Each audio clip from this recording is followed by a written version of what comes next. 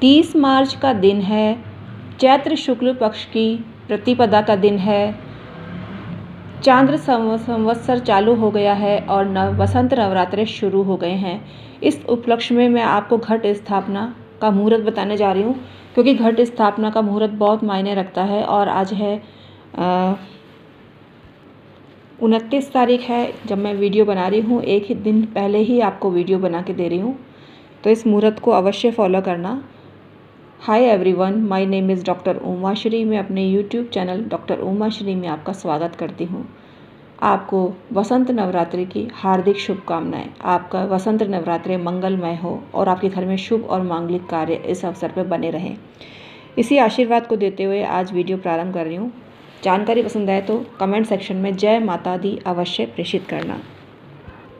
वसंत नवरात्र जो है 30 तारीख से प्रारंभ हो जाएंगे और ये विद्यमान रहेंगे, मतलब इनका जो पूर्ण होंगे वसंत नवरात्र वो होंगे रामनवमी के दिन 6 अप्रैल को। और ये 6 अप्रैल को स्वयं सिद्ध अबूझ मुहूर्त है और वसंत नवरात्रों का समापन है। इस दौरान घर घर में माता दुर्गा की उपासना और आराधना की जाएगी।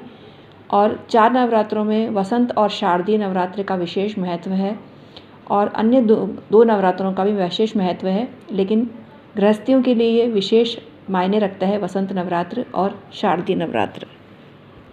किसी भी शुभ काम के लिए मुहूर्त का विशेष महत्व है, तो आइए मुहूर्त को बताती हूँ।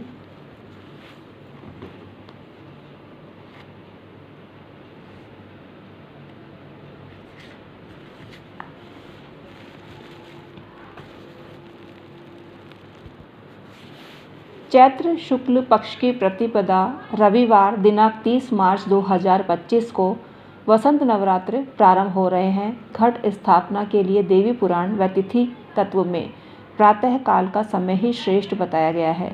तो इस दिन आप प्रातः काल में द्विस्वभाव लग्न में घट स्थापना कर सकते हैं, करनी ही चाहिए, शास्त्रों में ऐसा बताया है। लेकिन इस वर्ष चैत्र शुक्ल प्रतिपदा रविवार के दिन सूर्योदय 6:24 पर होगा और द्विस्वभाव मीन लग्न 7:07 तक रहेगा।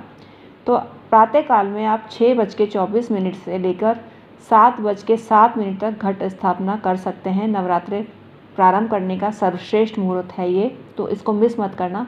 अगर ये मुहूर्त आप नहीं कर सके किसी कारणवश, तो अभिजीत मुहूर्त होगा 12:07 से दोपहर 12:56 तक। यह भी घट स्थापना के लिए अच्छा मुहूर्त कहा जा सकता है और इसमें द्विस्वभाव लग्न मिथुन विद्यमान रहेगा। चौघड़ियों के हिसाब से घट स्थापना के लिए प्रातः 7:56 और से लेकर दोपहर 12:31 तक चर, लाभ और अमृत के श्रेष्ठ चौघड़ियों में भी घट स्थापना की जा सकती है। तो आपने मुहूर्त सुन लिया, जो भी आपको सूटेबल हो उस अवधि में दुर्गा माता की पूजा के लिए घट स्थापना कर सकते हैं। इस अवसर पर माता दुर्गा के 108 नाम आपको अवश्य जपने चाहिए और दुर्गा सप्तशती का पाठ करना चाहिए। और माँ दुर्गा के नैवेद्य में अगर आप नवमी के दिन हलवा और चना अर्पित करते हैं, तो अलग अलग दिन अलग अलग चीज़ें चढ़ाने का विधान है, लेकिन आप माता को हलवा और चने बहुत पसंद है, तो किसी भी दिन आप इनको भोग लगा सकते हैं। अलग अलग दिन के अलग अलग भोग पे हम अलग वीडियो बना के देंगे। और माता दुर्गा के अगर पुष्पों की बात करें तो इनके पूजन में मदार और आक निषेध होते हैं, लेकिन कुछ शास्त्रों में ये पुष्प चढ़ाने का भी विधान बताया गया है। अगर आप माता दुर्गा को प्रिय पुष्प अर्पित करना चाहते हैं तो उनको कमल का पुष्प भी चढ़ा सकते हैं। गुड़हल का पुष्प माता रानी को विशेष प्रिय होता है। अब आपको बताती हूँ क्या माता दुर्गा को नहीं अर्पित करने चाहिए। दुर्वा, तिलक, मालती, भंगरैया और तमाल, ये सभी पत्र पुष्प माँ दुर्गा के नहीं चढ़ाने चाहिए। माँ दुर्गा की पूजा उपासना में अष्टमी तिथि का विशेष महत्व है और शुक्ल पक्ष की अष्टमी को दुर्गाष्टमी के रूप में मनाया जाता है। तो माता का पूजन आपको अष्टमी पे विशेष पूजन करना चाहिए। उठते बैठते भी नवरात्र करते हैं, जैसे पहला नवरात्रा कर लिया और जो समापन हुआ वो नवरात्र आपने कर लिया तो पूर्ण फल आपको माता दुर्गा के नवरात्रों का आपको मिल सकता है। और माता रानी को अगर पूजा करते हैं तो आपको माता की पूजा बुधवार को करनी चाहिए, क्योंकि बुध की ग्रह के देवता माता दुर्गा को माना गया है। माँ दुर्गा को नवरात्रों में विशेष पूजा का विधान है। और मौन व्रत भी कुछ लोग रखते हैं, लेकिन आप नहीं रखें, आपकी मर्जी है। आप वार्तालाप कर रहे हैं तो कोई दिक्कत नहीं है, लेकिन कुछ लोग मौन रहकर भी करते हैं नवरात्रे में दिन और रात में माता दुर्गा की पूजा का विधान होता है। दिन की अपेक्षा रात्रि पूजा का विशेष महत्व है। नवरात्र के समय माँ दुर्गा का समस्त प्रकार का पूजन श्रेष्ठ माना गया है। माँ दुर्गा की उपासना में दुर्गा सप्तशती का विशेष महत्व है और ये शक्ति का स्वरूप है, शक्ति की प्राप्ति होती है। और माँ दुर्गा के पराक्रम को लोग नमस्कार करते हैं। और सप्तशती में 702 श्लोक हैं और इनमें माता दुर्गा के पराक्रम की प्रशंसा की गई है। तो माता दुर्गा के दुर्गा सप्तशती का पाठ आप 9 दिनों में पूरा करें तो आपको लाभ मिलता है। और कलश स्थापना का भी विशेष महत्व है। कलश स्थापना में भगवान गणेश कलश स्थापना के प्रतीक भगवान गणेश को मानते हैं। और प्रकृति से जुड़ाव के लिए माता दुर्गा के पूजन में जौ उगाए जाते हैं। कलश के साथ साथ जौ भी उगाए जाते हैं। किसी मिट्टी के बर्तन में जौ उगाएं तो आपको लाभ मिलता है।